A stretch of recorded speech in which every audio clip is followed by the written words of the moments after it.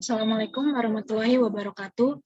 Di sini kami dari kelompok 7 yang beranggotakan 6 orang, yaitu saya, Gita Nanda Wilujeng, Fasal Alif Haikal Irawan, Muhammad Rifki Nur Rahman, Ferry Johannes NW, Cindy Dewi Aprilia, dan Khadijah Nabila akan menjelaskan mengenai tugas asinkronus mengenai analisis performa paralel 2 pada list ranking.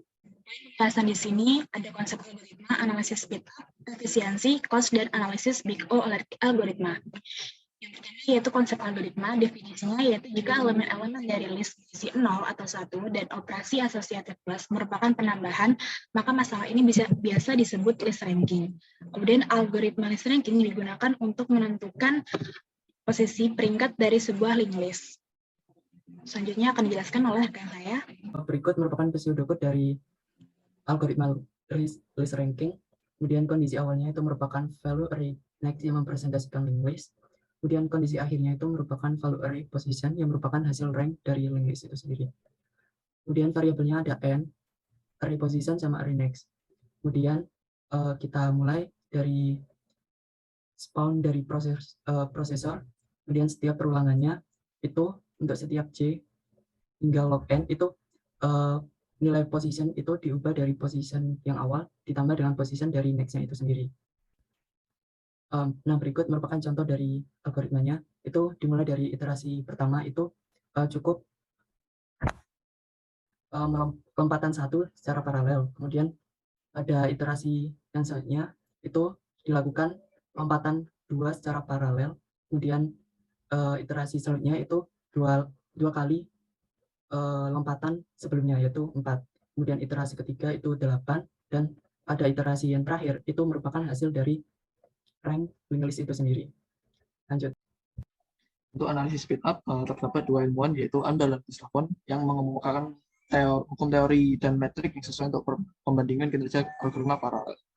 Model Amdahl ini mengasumsikan ukuran masalah tidak berubah dengan jumlah CPU dan ingin menyelesaikannya dengan masalah ukuran yang tetap secepat mungkin. Modelnya juga dikenal sebagai speed up yang dapat didefinisikan sebagai peningkatan maksimum yang diharapkan untuk sistem yang bekerja secara keseluruhan ketika hanya bagian dari sistem ditingkatkan. Nah, untuk persamaannya yaitu terdapat persamaan satu yaitu SP sama dengan TS per TP atau TS per T1. Dan untuk sederhananya itu di persamaan yang kedua yaitu SP sama dengan 1 per F ditambah dengan 1 min F per P. Nah, untuk Gustafson sendiri menghitungkan bahwa waktu komputasi pada sistem paralel yaitu TP dapat diekspresikan sebagai berikut yaitu SP sama dengan F ditambah dengan P dalam kurung 1 min F. Lanjut.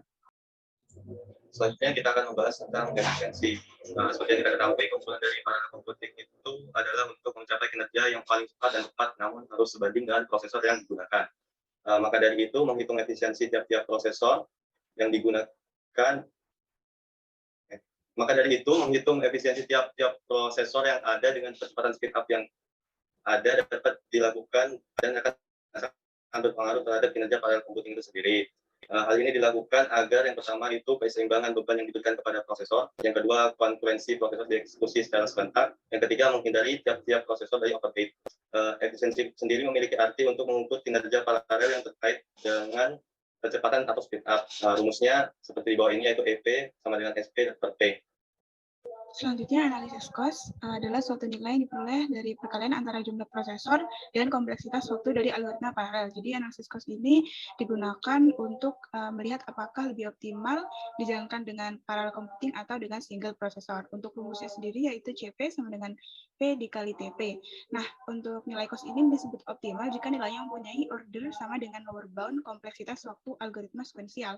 Nah, jika tidak diketahui waktu kompleksitas waktunya, maka bisa diukur dengan efisiensi dengan rumus kompleksitas waktu yang diketahui per cost-nya itu. Jika efisiensinya itu kurang dari 1, maka cost-nya disebut optimal. Selanjutnya ada analisis Big O. TN itu sama dengan OFN yang artinya TN itu berorder paling besar, Fn bila terdapat konstanta C dan N 0 sehingga TN lebih kecil sama dengan CFN. Untuk N lebih besar dari sama dengan N0, terdapat dua jenis penggunaan notasi Big O, yaitu yang pertama ada infinite asymptotis, dan yang kedua itu ada infinitesimal asymptotis. Next. Pada infinite asymptotis itu terdapat persamaan Tn sama dengan 2n kuadrat min 2n plus 2. Untuk n yang besar, pertumbuhan Tn akan sebanding dengan n2.